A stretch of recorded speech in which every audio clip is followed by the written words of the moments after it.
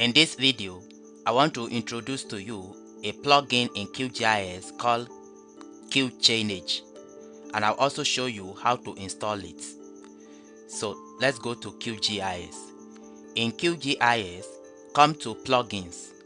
Click on Manage and Install Plugins.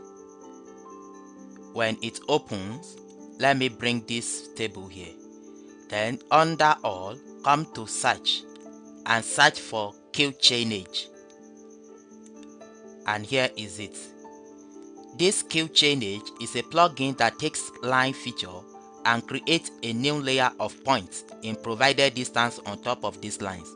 Optionally, you can set the starting point, that is distance from the start of the line, and the end point, that is stop before reaching the end of the line, and automatically label the new point with distance. So to install this plugin, select it and click on Install Plugins. In few seconds it will be installed, but make sure you are connected to the internet. Yes, you can see plugin installed successfully. So after installation, let me close this page. Then to see where it is pegged, come to Vector, and here you can see it, QChainage.